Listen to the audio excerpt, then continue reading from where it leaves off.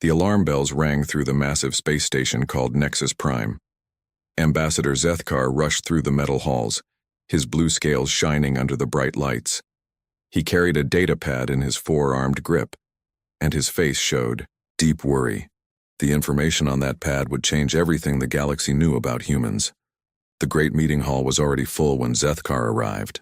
Representatives from 12 different alien species sat around the huge circular table. The Vorthon Empire, the Hegemony, the Dominion, and many others had sent their best leaders. They all looked nervous and scared. Fellow council members, Zethkar began, his voice echoing in the large room. What I am about to show you will shock you all. Our scouts have found something impossible. He pressed a button on his data pad. A large hologram appeared above the table. It showed a massive ship floating in the darkness of space. The ship was longer than 3 city blocks and covered in strange markings. But the most shocking thing was the flag it carried. The flag of Earth. "This cannot be real," said High Chancellor Moradin, a tall gray alien with 6 eyes. "Humans do not have ships like this. They barely learned to fly between stars 50 years ago." "That is what we all thought," Zethkar replied. "But our sensors do not lie. This ship is real, and it is human." Far away from the meeting, Captain Jake Murphy stood on the bridge of his ship, the UES Defiance. He was a tall man with brown hair and calm green eyes. His small fleet of 3 human ships was exploring the outer edge of known space, looking for new worlds to study. "Captain," called Chief Engineer Lisa Taylor from her station. She was a smart woman with red hair tied back in a ponytail. "I am picking up something strange on the sensors. There is a large object about 2 hours away." Jake walked over to look at her screen. "What kind of object?" "I am not sure, sir. It is big, really big. And it is not moving at all. It might be a derelict ship." Jake thought for a moment. Finding old ships in space was always dangerous, but it could also lead to important discoveries. "Set course for the object, but keep our weapons ready just in case." The 3 human ships moved through space toward the mysterious object. As they got closer, everyone on the bridge stopped talking. The thing in front of them was huge. It was at least 10 times bigger than their largest ship. The hull was black with silver lines running across it, and it had a shape unlike anything they had ever seen. "My God," whispered Dr. Alex Carter, the fleet scientist who studied old alien cultures. He was a thin man with glasses and always carried a notebook. "I have never seen anything like this before. What civilization could have built something so massive?" Lisa ran her scanners over the giant ship. "Captain, this is strange. The materials it is made from, they do not match anything in our databases. Some of these metals should not even be possible to create." Jake stared at the enormous vessel. "Any signs of life?" "No, sir. But the ship still has power. Very low power, like it is sleeping." "Sleeping for how long?" Lisa checked her readings. Again. "Based on the energy decay, maybe thousands of years, sir." The bridge fell quiet. Everyone knew that finding an ancient ship could mean great riches or terrible danger. Sometimes both. "Can we dock with it?" Jake asked. "There appears to be a docking port on the lower section," Lisa replied. "It looks familiar somehow." Dr. Carter looked up from his notebook. "Familiar how?" "Well, it is hard to explain. But the design looks almost human. Not exactly like our ships, but similar enough that I think we can connect to it safely." Jake made his decision. "Prepare a boarding party. Lisa, you are with me. Alex, bring your equipment, and someone wake up Dr. Susan Ward. If there are any writings or languages in there, we will need her." Dr. Susan Ward was the team's language expert. She was a quiet woman with dark hair who could speak 15 different alien languages. She had been sleeping when the call came, but she quickly got dressed and joined the boarding party. The small group put on their spacesuits and took a shuttle over to the giant ship. As they got closer, they could see more details. The hull had strange symbols carved into it. Some looked almost like letters, but not from any language they knew. "Those markings," Susan said over the radio. They look old, really old, but there is something about them. They found the docking port and connected their shuttle. The airlock opened with a soft hiss. Clean air came out, which surprised everyone. The atmosphere is breathable, Lisa said, checking her scanner. Oxygen, nitrogen, the same mix we breathe on Earth. They removed their helmets and stepped inside. The halls were huge, with high ceilings and smooth walls. Soft blue lights came on as they walked, as if the ship knew they were there. The ship is responding to us, Alex said, taking pictures of everything. After thousands of years, it still works. They walked deeper into the ship, following the main corridor. The walls were covered with more symbols and what looked like star maps. Susan stopped at one section and stared. "Jake, you need to see this," she said, her voice full of excitement and fear. Everyone gathered around her. She pointed at a section of symbols on the wall. "These symbols, I think they are letters, human letters, but not from any human language I know. They look like they might be from ancient Greek or Latin, but older, much older." Lisa ran her scanner over the wall. The age readings are incredible. This writing is at least 10,000 years old. But that is impossible. Humans were not even in space 10,000 years ago. Dr. Carter took more pictures. Maybe these are not human symbols. Maybe they just look similar by accident. But Susan was not convinced. "No, look at this pattern here, and this one. These are definitely human writing systems, but from a time that should not exist." They continued exploring until they reached what looked like the main computer room. The walls were covered with screens and control panels. In the center of the room was a large chair that looked like it was made for a human. Lisa found a control panel that looked familiar. "I think I can turn on the main computer," she said. "Is that safe?" Jake asked. "The power levels are stable, and if this really is a human ship, the systems might be compatible with ours." Jake nodded. "Do it." Lisa pressed a series of buttons. The room came to life. Screens lit up all around them, showing star maps and streams of data. Then a voice spoke from hidden speakers. "Welcome home," the voice said in perfect English. "We have been waiting for you." Back at Nexus Prime, more reports were coming in. Scout ships from different alien civilizations were finding similar human vessels across the galaxy. All of them were ancient, all of them were huge, and all of them were starting to wake up. 12 ships so far, Zethkar reported to the Council, and our scientists say there could be hundreds more. High Chancellor Morden stood up, his 6 eyes showing fear. "This changes everything. If humans have access to ancient technology like this, they could become the most powerful species in the galaxy overnight." "What do we do?" asked General Thakmor, a warrior from the Dominion. "Do we attack them before they fully understand what they have found?" The council room filled with worried voices. For centuries, the major alien powers had kept humans as junior partners in galactic affairs. Humans were useful workers and soldiers, but never a real threat to alien control. Now everything was different. If humans really had ancient ships with unknown technology, the balance of power in the galaxy could shift completely. Zethkar looked at the hologram of the massive human ship still floating above the table. "We need more information before we make any decisions. But one thing is clear. We can no longer treat humans as a minor species." "Send more scouts," ordered Morden. "I want to know everything about these ships. How many there are, what they can do, and most importantly, whether the humans know how to use them." As the alien leaders made their plans, Jake Murphy and his team stood in the ancient ship's computer room, listening to a voice that claimed to have been waiting for them for thousands of years. The galaxy was about to discover that humans were not the newcomers everyone thought they were. The voice from the ancient ship's computer spoke again, calm and patient like an old teacher talking to children. "You must have many questions," it said. "I am called Prometheus. I have been waiting in sleep mode for your species to return to the stars." Captain Jake Murphy looked around the massive computer room.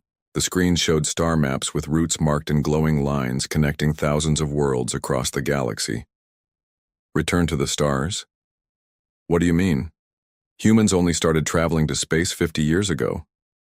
That is what your current history tells you, Prometheus replied. But your history is incomplete. Your people have been among the stars for millions of years. Dr. Alex Carter stepped forward, his notebook ready. That's impossible. We have records of human civilization going back only a few thousand years on Earth. Your records show only your most recent awakening, the AI explained. Sit down, all of you. What I am about to tell you will change how you see everything. The humans found chairs around the room. The screens changed to show images of space, planets, and ships that looked similar to the one they were standing in. Long ago, your ancestors built a great empire across the galaxy, Prometheus began. They traveled to distant worlds, helped new life grow, and guided younger species toward intelligence. But power without wisdom leads to stagnation. Your ancestors became concerned that their children would never grow if they always had parents watching over them. Dr. Susan Ward was writing down everything the AI said. So what happened to this empire? They chose to sleep. Not just a few, but the entire civilization. They built ships like this one and placed them in hidden locations throughout the galaxy. Then they returned to Earth and started over, forgetting everything they had learned. It was their gift to the universe, a chance for new species to grow and develop without ancient parents controlling them. Lisa Taylor was studying the technical displays. But why are you waking up now? Because humanity has proven itself ready. You have developed space travel on your own. You have shown wisdom in dealing with other species. You have earned the right to remember who you really are. Commander Kate Brooks had been quiet until now. She was leading the research team and had been listening carefully to everything. If what you say is true, then these other alien species, many of them are your children, Prometheus said simply. The Vorthan, the Hegemony, several others. Your ancestors helped their worlds develop life, guided their evolution, taught them to think and build. They grew up believing they were the first and oldest because that is what your ancestors wanted. The humans sat in shocked silence. The idea that Earth's people had once ruled the galaxy seemed impossible, but the evidence was all around them. Meanwhile, at Nexus Prime, the emergency meeting was growing more intense. High Chancellor Morden was reading the latest reports from scout ships. 17 more ships have been detected, he announced to the council. They are all waking up. Our sensors show massive power increases across the galaxy wherever these human vessels are found. Ambassador Zethkar stood up, his blue scales darker than usual, a sign of stress among his people. We have bigger problems. 3 of these ships have been detected near our homeworlds. They are not attacking, but they are watching. General Thakmore slammed his fist on the table. This is exactly what I warned about. We should have destroyed the humans when they were still weak. And how would we destroy them now? Asked Counselor Yathara, a small gray alien who was the council's chief scientist. Our weapons barely scratched their smallest ships when we tested them years ago. These ancient vessels are far more advanced. The hologram above the table changed to show a new image. It was a human ship that had appeared near the Dominion capital world. The ship was shaped like a giant triangle with smooth sides that seemed to bend light around them. This ship appeared 3 hours ago, Morden explained. It sent a simple message.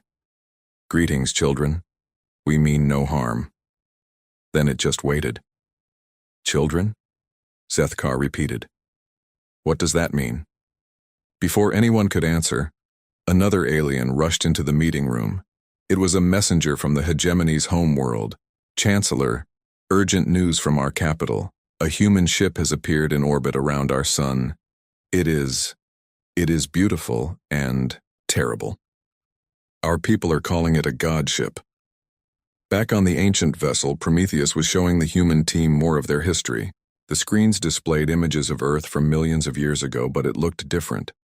There were cities made of crystal and metal, ships that moved like living things, and humans who seemed to glow with inner light. Your ancestors were not just scientists and builders, the AI explained. They learned to work with the fundamental forces of the universe. What you might call magic was simply science so advanced that it seemed impossible. Engineer Tony Blake had been studying the ship's power systems. Prometheus, can you show me how the engines work? I cannot understand the power readings. Of course, Tony. But be prepared. Your current understanding of physics will need to expand.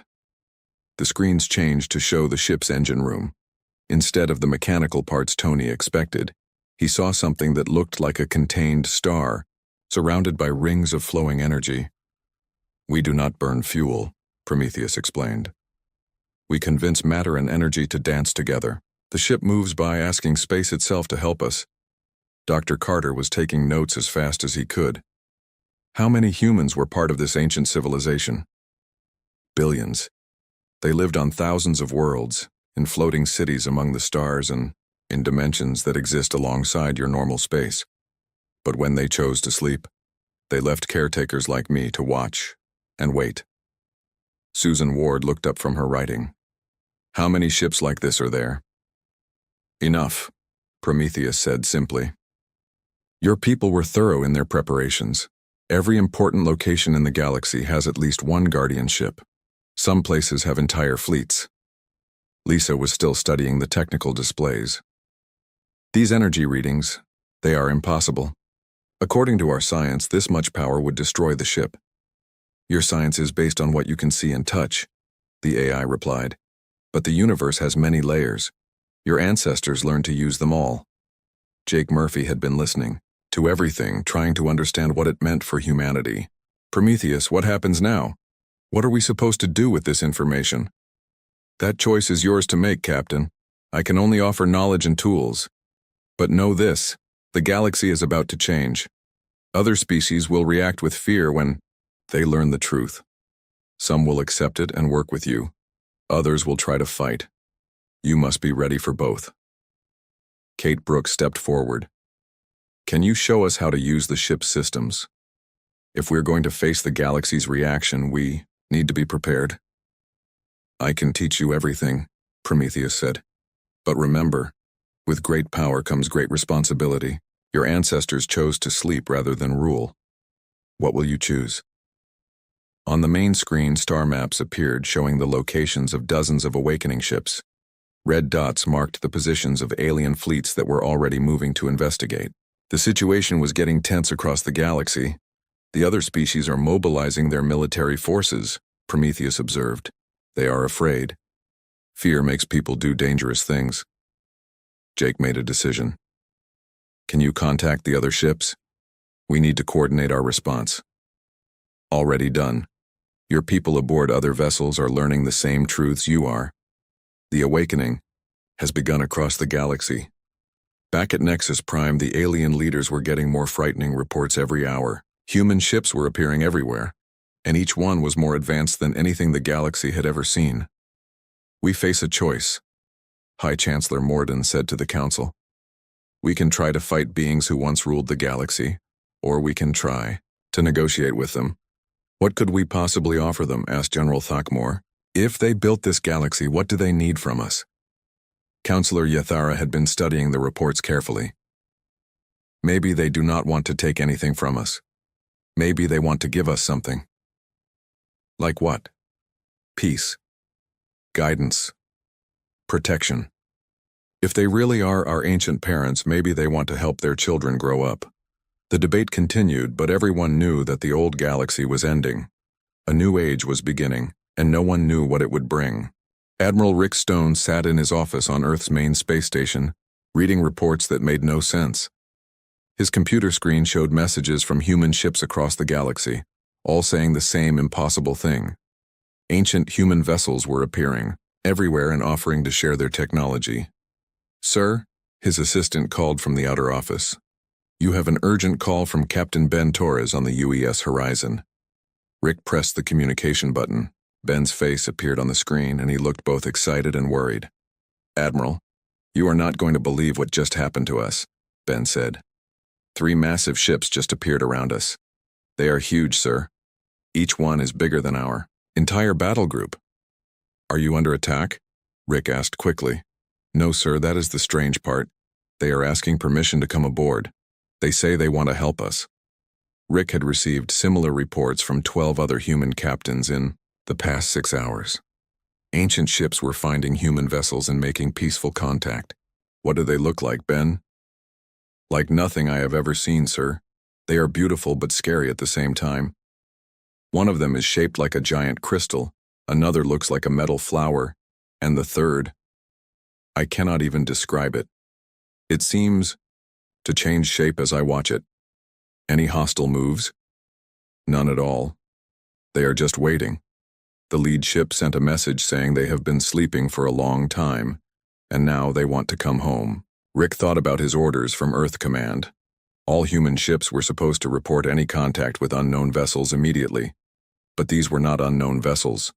They were supposedly human vessels from the distant past. Let them come. Aboard, Ben, but keep your weapons ready and record everything. Yes, sir, Admiral, there is something else. The lead ship says its name is Olympus and it wants to speak with whoever is in charge of human space forces. Tell them they can speak with me. Set up a video link. An hour later, Rick was staring at his communication screen, waiting for the strangest conversation of his life. The screen flickered and then showed something that made him catch his breath.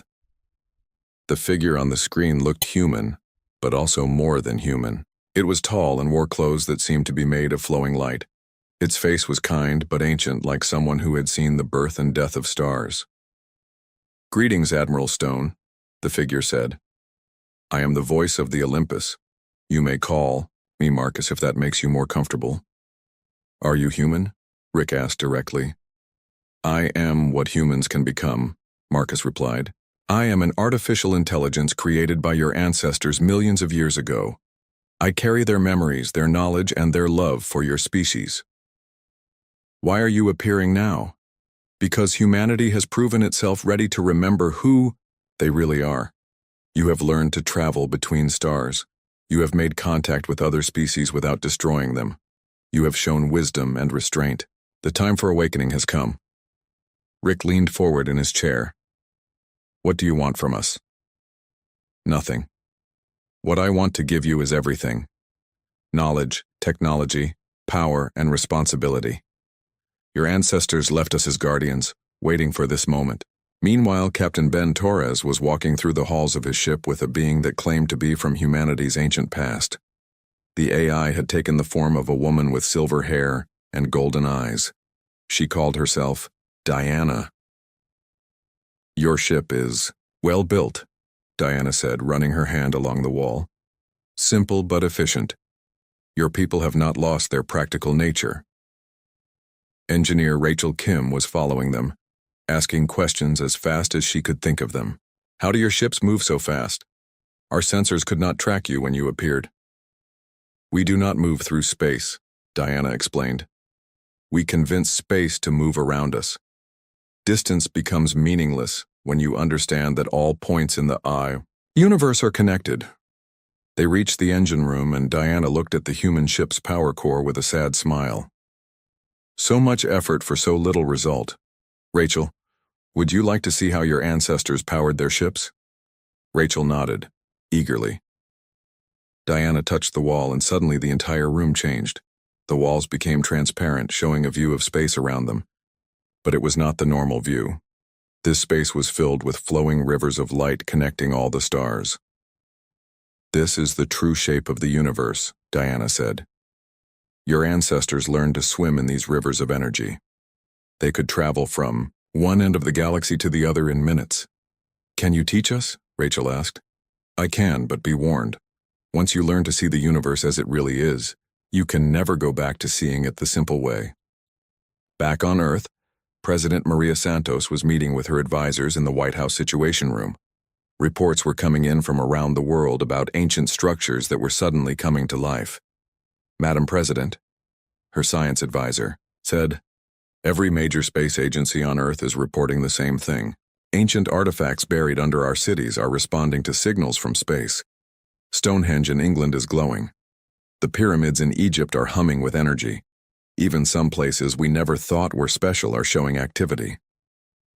What kind of activity? Maria asked. Power surges, electromagnetic fields, and in some cases holographic displays showing star maps. It is like the entire planet is waking up. Before anyone could respond, the lights in the room dimmed and a new voice spoke, from the air itself. Greetings, President Santos. I am the guardian of Earth. You may call me Athens. Security guards reached for their weapons, but Maria held up her hand to stop them. Who are you? How are you speaking to us? I am the AI left by your ancestors, to watch over your homeworld. I have been sleeping beneath your cities for millions of years, waiting for this day. A hologram appeared in the center of the room, showing a figure that looked like a wise old man with kind eyes. Your ancestors built me to protect Earth and guide humanity when the time came for them to remember their heritage. That time is now. Why now? Maria asked. Because humanity has reached the stars on their own. Because you have shown that you can work with other species without destroying them. Because the galaxy needs its gardeners to return. Gardeners? That is what your ancestors were, Madam President. They planted life on thousands of worlds, helped it grow, and protected it from harm. The galaxy you see today is their garden, and they have left it in the care of their children, both human and alien. At the same time, the Galactic Council was in emergency session again. The reports coming in were more frightening than ever. Human ships were not just appearing. They were actively helping human colonies upgrade their technology. Our spies report that human ships are now moving faster than our best vessels, reported General Takmor. Their weapons appear to be powered by stars themselves, and their shields can apparently stop anything we can fire at them. High Chancellor Morden looked around the table at his fellow leaders. All of them showed signs of stress and fear. How many human ships are active now? He asked. At least 50 that we know of, Zethkar replied. But our sensors suggest there are hundreds more still sleeping, maybe thousands. What are they doing? Nothing aggressive. They seem to be teaching the humans about their technology and history. But Morden, if even half of what our spies report is true, humans now have the power to conquer the entire galaxy. Counselor, Yathara had been studying the technical reports. I do not think they want to conquer us. Look at their behavior patterns. They are not massing for attack. They are not making demands. They are simply awakening. What does that mean for us? Asked another council member. It means the galaxy is about to change completely. The species we thought were the oldest and most advanced are about to discover they are actually the youngest. General Thakmor stood up, his warrior instincts taking over. We cannot let this happen. If humans regain their ancient power, we will become nothing more than pets. And what exactly do you suggest we do? Yathara asked calmly. Fight beings who once built the galaxy itself? Our best weapons are toys compared to their technology. The argument continued, but everyone knew the truth. The old order was ending, and there was nothing they could do to stop it. Back aboard the ancient ship Olympus, Captain Ben Torres was learning to use technology that seemed like magic. Diana had shown him how to make his ship invisible, how to move through space without engines, and how to communicate across the galaxy instantly. This is incredible, Ben said, watching his ship's new displays. But why give us all this power? What do you expect in return? The same thing your ancestors expected, Diana replied. That you will use this power wisely, that you will protect the weak, help the lost, and continue the work of making the galaxy a better place for all life. And if we fail? Diana's expression became serious. Then we will sleep again and wait for your children to grow wise enough to try again. But I do not think you will fail. You have already shown more wisdom than many species show in their entire existence. Ben looked out at the stars, knowing that everything was about to change. Humanity was no longer the young species learning about the galaxy. They were the galaxy's creators, finally coming home. Fleet Admiral Korthval stood on the bridge of his massive warship, looking at the largest military fleet ever assembled in galactic history. 10,000 ships from 12 different alien species floated in formation around him. Warriors from the Vorthan Empire, battleships from the Hegemony, destroyers from the Dominion, and vessels from 9 other major powers all waited for his orders. Admiral, His communications officer called out. All fleet commanders report ready for the jump to the Sol system. Korthval was a veteran of 50 space battles. His gray skin was covered in scars, and his forearms each carried the marks of different wars. But he had never felt as nervous as he did today. Open a channel to all ships, he ordered. The faces of 12 different alien commanders appeared on his screen. Each one looked grim and determined, but Korthval could see the fear in their eyes. Fellow warriors, he began, today we travel to the human homeworld to face an enemy unlike any we have fought before. These are not the weak humans we have known for the past 50 years. These are the beings who once ruled the galaxy, and they are waking up. Commander Veltar of the 4th Fleet spoke first. Admiral, are we certain this is necessary? The humans have not attacked anyone. Maybe we can negotiate. Negotiate from what position? Korthval replied. Every day they grow stronger. Every day more of their ancient ships wake up. If we wait any longer, we will have no choice but to bow before them. General Morketh from the Dominion's ships nodded in agreement. The time for talk has passed. Either we act now while we still have a chance, or we accept that our species will become servants to their former servants. The alien fleet began its jump toward Earth. None of them knew that their every move was being watched by invisible human ships that had been following them for days. On Earth, President Maria Santos stood in the underground command center that had appeared beneath Washington, D.C. when the planet's guardian AI awakened. The walls were made of smooth crystal that showed images of space around Earth. She could see the approaching alien fleet, still 3 days away. Athens, she said to the AI, how many ships are they bringing? The hologram of the wise old man appeared beside her.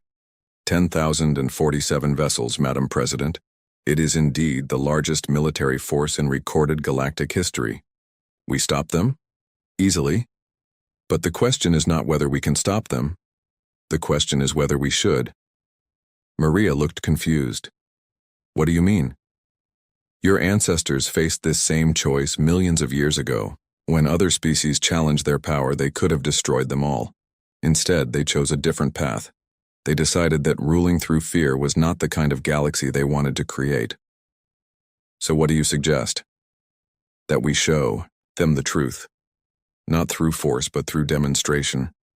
Let them see what humanity has become, and let them choose their own response. Meanwhile, Captain Danny Brooks was leading a small diplomatic mission toward the alien fleet in his ship, the UES Messenger. Danny was Commander Kate Brooks' younger brother, but where Kate was a scientist, Danny was a diplomat. He had spent years learning alien languages and customs.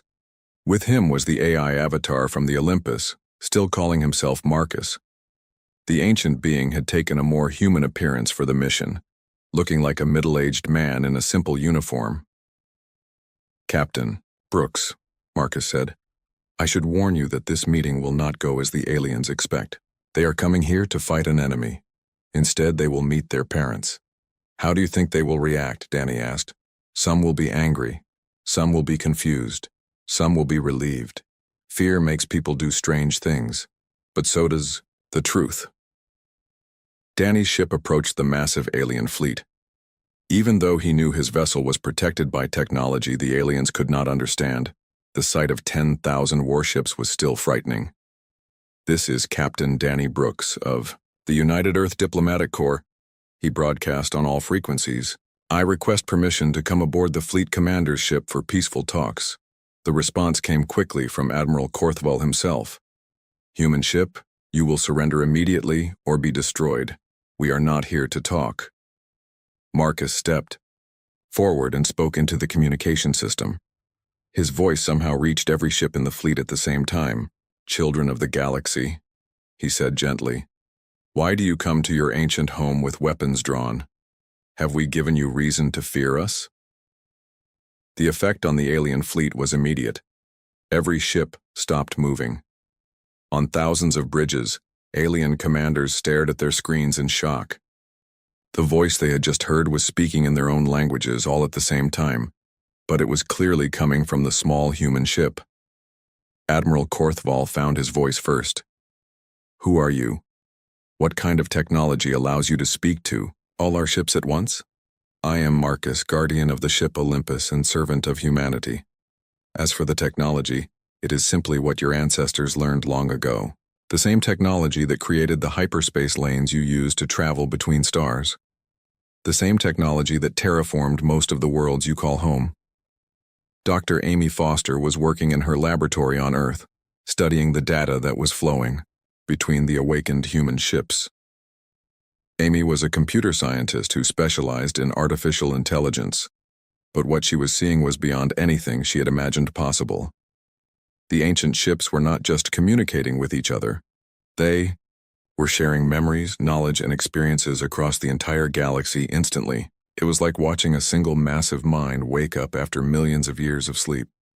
Athens, she called to the Earth AI. How is this network possible? How can information travel faster than light? Light is not the fastest thing in the universe, Dr. Foster. Thought is faster. Love is faster. The connections between living beings transcend physical space. Your ancestors learned to build technology that worked the same way. Amy watched as new data streams appeared on her screens. The awakened ships were not just talking to each other, they were talking to the galaxy itself, to the planets, the stars, even the empty space between them. They are waking up the entire galaxy, she whispered. Correct. Your ancestors did not just build ships and cities. They built the galaxy as a living system, with consciousness flowing through every part of it. That consciousness has been sleeping, waiting for humanity to return. Back in space, the alien fleet was having serious problems. Their navigation systems were showing impossible readings. Their weapons were powering down on their own. Most frightening of all, their ships were being gently pushed away from Earth by invisible forces. What is happening? Korthval demanded of his engineering staff. Sir, it appears that space itself is rejecting our presence here, his chief engineer reported. The fabric of reality around Earth is behaving like a living thing, and it does not want us here. Commander Veltar's face appeared on the communication screen again. Admiral, my science officer says that the humans are not using weapons against us. They are asking the universe itself to protect them, and the universe is listening. Before Korthval could respond, every screen in his fleet showed the same image. It was Marcus, but now he was not alone. Hundreds of other AI avatars had appeared beside him, representing all the awakened human ships across the galaxy. Fleet Admiral Korthval, Marcus said, we know why you have come here. You are afraid that humanity will do to you what you have done to others. Rule through force and fear. But that is not our way. It never was. Another AI, this one appearing as a woman with stars in her hair, stepped forward. I am Athena, guardian of the Vorthan homeworld.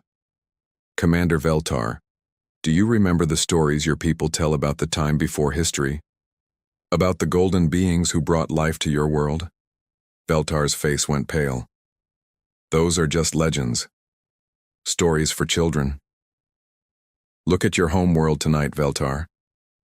Look at the ancient structures that are now glowing with light. The legends are waking up.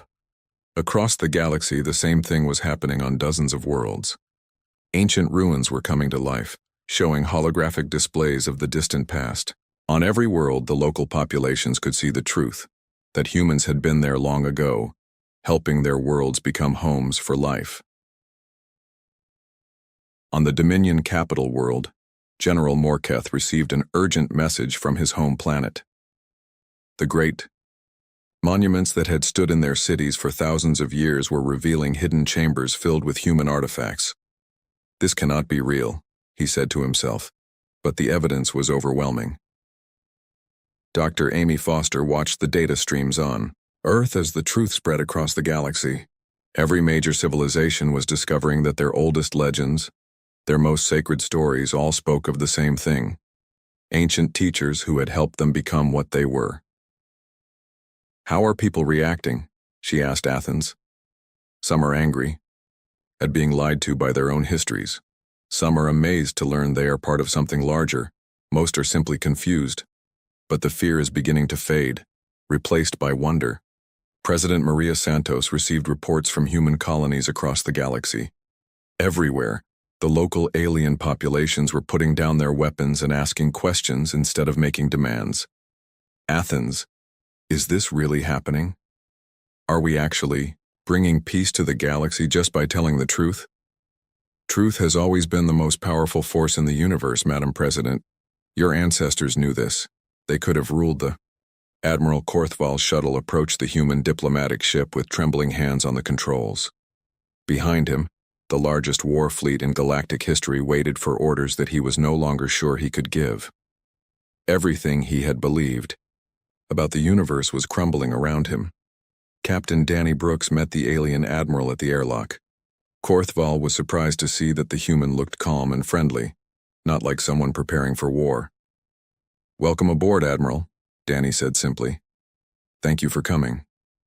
Korthval looked around the ship's interior. It was clean and functional, but what caught his attention were the walls. They seemed to be made of living crystal that pulsed gently with soft light. "What is this place?" he asked. "This is a bridge between what was and what will be," answered Marcus, the AI avatar appearing beside them. "Admiral, you came here to fight an enemy, but there is no enemy here. There are only parents who have been away for a very long time."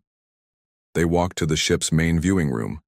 The walls became transparent, showing space around them. But this was not normal space. Korthval could see streams of energy connecting every star, every planet, every ship in the fleet. The entire galaxy was alive with flowing light. "This is how your ancestors saw the universe," Marcus explained. "Not as empty space with scattered objects, but as a living system where everything is connected." "Our ancestors?"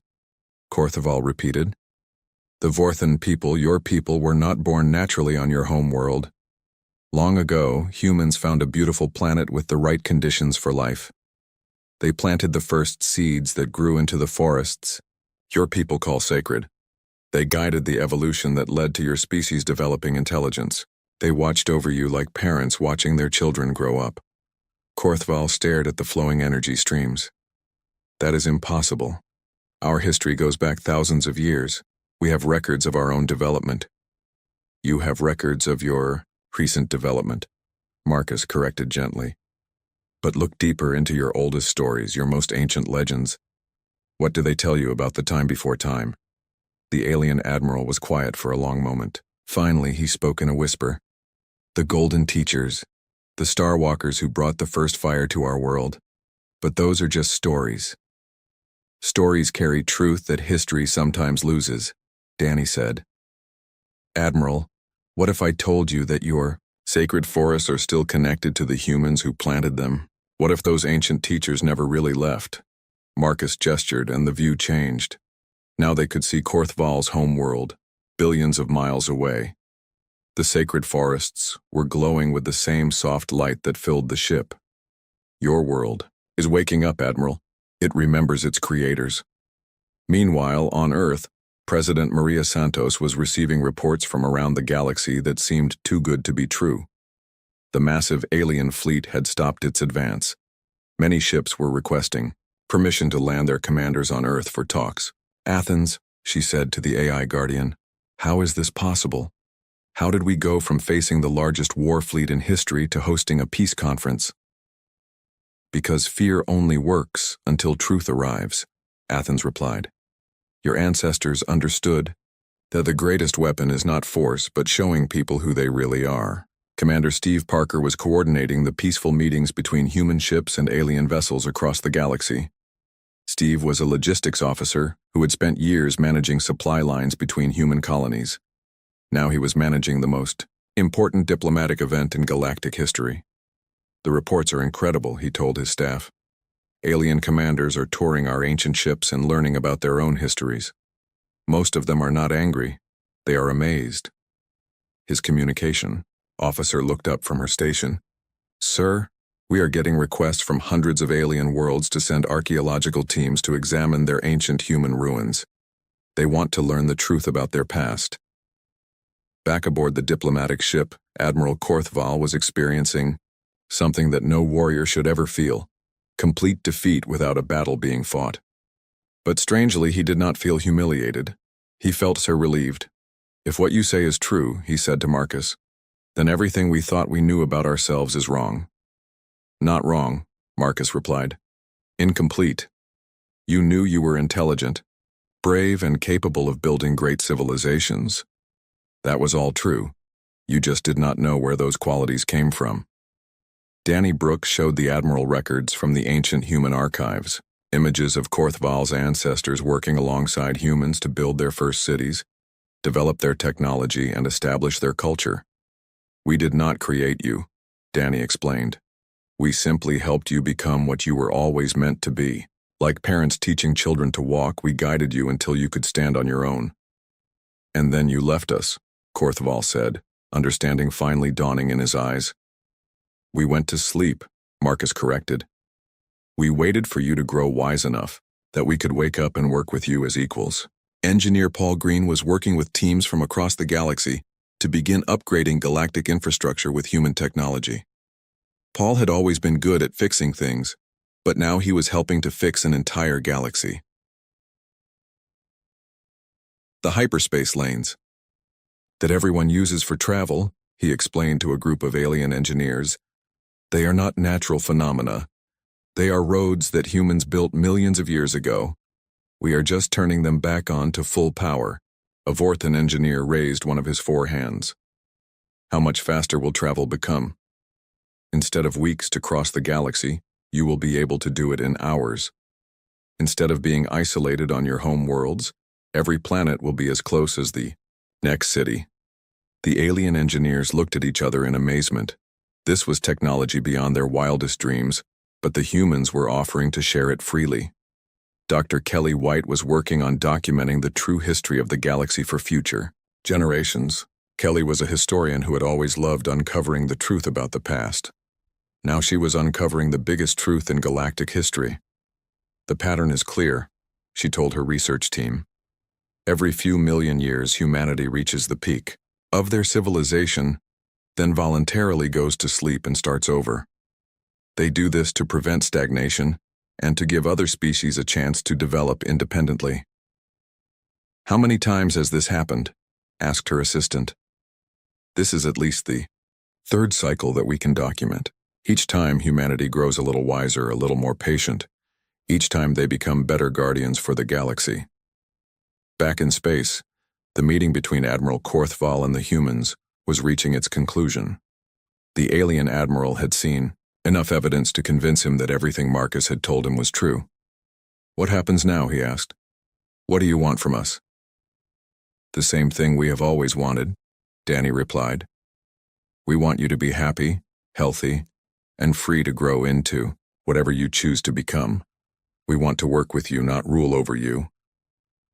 But surely the balance of power has changed. Humanity is clearly the strongest force in the galaxy now. Marcus smiled gently. Strength is not about who has the biggest weapons, Admiral. It is about who can create the most peace, the most growth, the most joy. By that measure, all of our species are strong. The news of the peaceful resolution spread across the galaxy faster than light itself. On world after world, the populations celebrated as they learned that the universe was not a hostile place of constant conflict, but a garden tended by loving guardians. Captain Nathan Cross was among the first humans to command a mixed-species crew aboard an ancient vessel. His ship, the Harmony, had volunteers from 12 different species all working together to explore the newly awakened galaxy. It is amazing, he told his crew during their first mission briefing. 6 months ago, we were separate species who barely trusted each other. Now we are family members learning to work together. His Vorthan science officer, who had chosen the human name Lisa for ease of communication, nodded enthusiastically. The ancient databases are sharing knowledge that will advance all our civilizations by thousands of years. Medical techniques, engineering principles, artistic forms we never imagined. Ambassador Claire Mitchell represented Earth at the first Galactic Harmony Conference, held aboard a massive space station that had materialized near the galactic center when the human ships awakened. Claire had spent years learning alien customs, but now she was helping to create new customs for a united galaxy. The old Galactic Council is dissolved, she announced to the assembled representatives. In its place, we established the Terran Commonwealth, not because humans rule it, but because Terra means Earth, and Earth is where all life in this galaxy can trace its roots. The alien representatives, who had once plotted humanity's destruction, now competed to offer their assistance in humanity's cosmic restoration project. The fear had been replaced by excitement about what they could build together. 5 years later, Captain Nathan Cross stood on the observation deck of his ship, watching as a new world was terraformed in real time.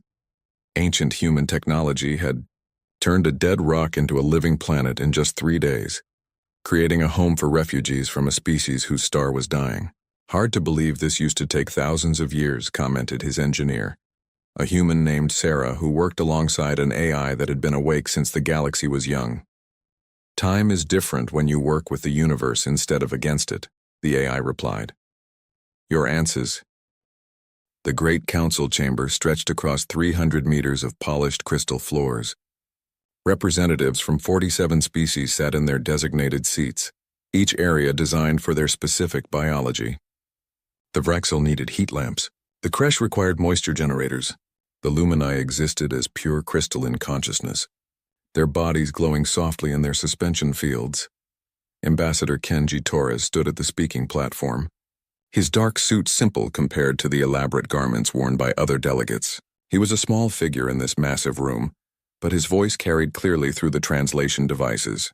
"Honored members of the Galactic Coalition," Kenji began, "humanity requests full membership in this council. We have met every requirement. Our technology meets minimum standards. Our worlds are stable. Our people seek peace." A rasping laugh echoed from the Vraxel section. Commander Zorthak rose from his heated seat, his scaled body reflecting the chamber's lights. He was easily 3 meters tall, his reptilian features twisted into what his species considered a smile. "Peace?" Zorthak hissed. "Your kind disappeared for 200 years after first contact. The silence, we call it. You ignored all communication. You hid in your little star system like frightened children. Now you return and ask to sit among real civilizations?" Murmurs of agreement rippled through the chamber. The Kresh delegate clicked her mandibles in what translated as laughter. Even the normally diplomatic Lumini dimmed their lights, showing disapproval. Kenji remained calm. He had expected this. We needed time to develop, to grow as a species. Surely the Council understands that different cultures advance at different speeds. "Develop?" Another voice joined in. This came from Wexlor, a Kresh military advisor. "You barely have functional jump drives. Your largest warship is smaller than our transport vessels. What could you possibly offer this coalition?" Kenji glanced at the other 2 human delegates sitting behind him. Dr. Sarah Okonkwo met his eyes and gave the smallest shake of her head. "Not yet." Colonel Marcus Webb sat motionless, his military bearing perfect, his face unreadable. "We offer our perspective," Kenji said carefully. "Our innovation. Our determination." Zorthak laughed again, louder this time. "Determination? That reminds me of an old story my grandfather told me. During the silence, the Vraxel Empire sent a scouting fleet to your home system. 12 ships, nothing major. Just a routine investigation to see what you primitives were doing." The commander paced now, enjoying his audience. "The fleet never returned. All 12 ships gone. My grandfather claimed they encountered something." "A human vessel," he said. 1 ship against 12. He called it the Leviathan, a ghost ship from human mythology. More laughter filled the chamber. Zorthak spread his clawed hands. Of course this was nonsense. Space pirates probably ambushed them, or they encountered a natural phenomenon. But my grandfather insisted until his death that humans had destroyed them. 1 ship, 1. He turned to face Kenji directly. "Tell me, Ambassador, do you have such a vessel? This mythical Leviathan?" The entire chamber fell silent. Every species watched the human delegation. Kenji's expression never changed. "The silence was a complicated time, Commander. Many things happened that are not well documented." "A politician's answer," Zorthak sneered. "Which means no. You hide behind words because you have nothing else." Kenji sat down. The vote would happen in 3 days. He already knew the result. Humanity would be denied membership. The coalition saw them as weak, primitive, irrelevant. As the session ended and delegates filed out, Dr. Okonkwo leaned close to Kenji. "They don't know," she whispered. "They don't need to know," Kenji replied quietly. "Not unless it becomes necessary," Colonel Webb added in a voice barely audible.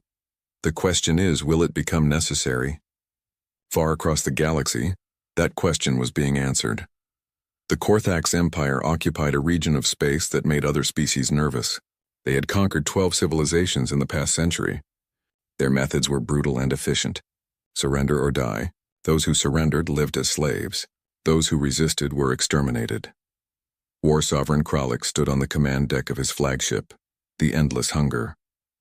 Behind him, through the massive view screen, stretched his Crimson Armada, 1,200 warships, each one capable of destroying a planet.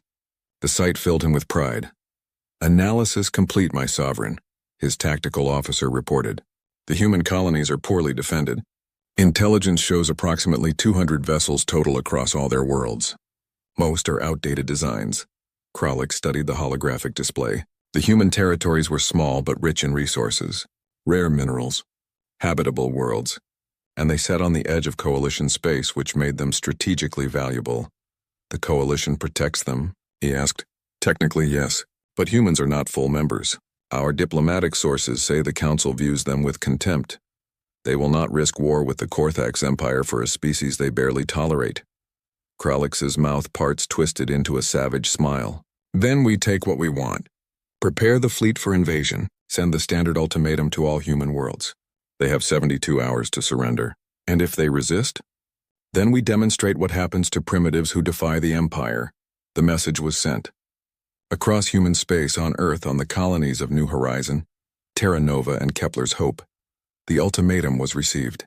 Surrender all territory and resources to the Korthax Empire. Submit to Imperial rule. Resistance would result in total destruction. In the Coalition Council, an emergency session was called.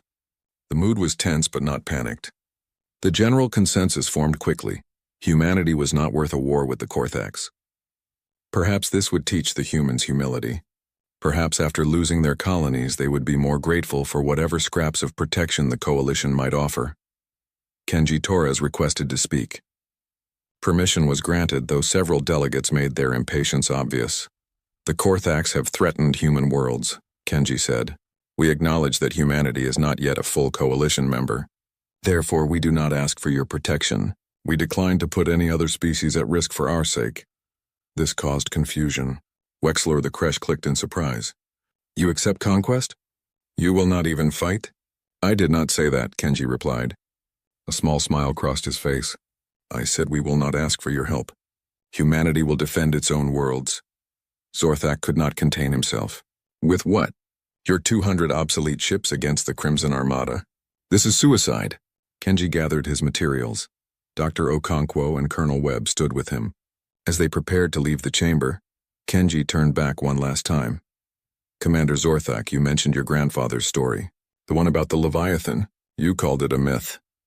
"Because it is a myth," Zorthak snapped. Kenji's smile widened slightly. "Perhaps. Or perhaps some myths exist because people need to explain things they cannot understand. Thank you for your time, honored delegates. Humanity withdraws its petition for membership. We will handle our own affairs." As the human delegation left, a coded message was transmitted from Earth to every human colony and station. It was brief, just 3 words in old military code. "Protocol Omega. Activate." On Neptune's orbit, in a fold of space that existed between dimensions, something began to stir. Systems that had slept for 2 centuries started to wake. Power cores that held more energy than most stars began to charge. And in 300 cryogenic pods, human hearts began to beat again. The myth was waking up. The 72-hour deadline passed like a storm approaching on the horizon. Across human space, civilians were evacuated from frontier stations. Military vessels, old and outdated by galactic standards, formed defensive positions around key worlds. Everyone knew these defenses would not be enough, but humans would fight anyway. On Earth, in the deep archives beneath Geneva, Dr. Sarah Okonkwo walked through corridors that few people knew existed. Her security clearance was among the highest in human space. Colonel Marcus Webb walked beside her, his face grim. "The Council thinks we're fools," Marcus said. "Let them think that," Sarah replied. "Better they underestimate us than fear us before it's necessary." They entered a circular room. The walls were covered in displays showing data streams, historical records, and classified files. This was the Archive of the Silence, the complete record of what humanity had really been doing for 200 years. Sarah pulled up a hologram. It showed a star map from 230 years ago, back when humanity had just developed their first crude faster-than-light drives. A small exploration ship called the Pathfinder had been surveying the outer edges of the Kuiper Belt. "This is where it started," she said. The Pathfinder detected an anomaly, something that shouldn't exist. The hologram shifted, showing a structure floating in deep space. It was enormous, easily 100 kilometers across, shaped like a ring with geometric patterns that hurt to look at for too long. The architecture followed rules that did not match three-dimensional space. "The architects," Marcus said quietly. "The old ones. Every spacefaring species knows the legends," Sarah continued. "A civilization that existed millions of years ago. They built things that transcended normal physics.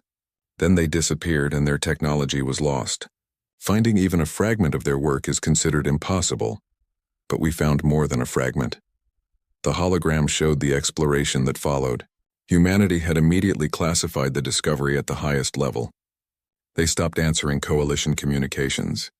They pulled back to their home system. The galaxy called it the silence and assumed humans were either too afraid or too primitive to engage. The truth was different. Humanity had found a gift from the ancient past and they were terrified of it. 3 research stations were built around the structure, Sarah explained. Thousands of our best scientists studied it. We learned that the architects didn't just build advanced technology. They understood the fundamental nature of reality. They could manipulate space, time, gravity, even probability. Marcus pulled up another file, and we found blueprints. Partial ones. Enough to understand that the architects built ships, vessels that were as much alive as they were machines. That's when the debate started, Sarah said. What should we do with this knowledge? We could build weapons. We could conquer the galaxy. The technology we found could make humanity unstoppable. But we didn't, Marcus finished. We chose differently. The decision had taken 10 years.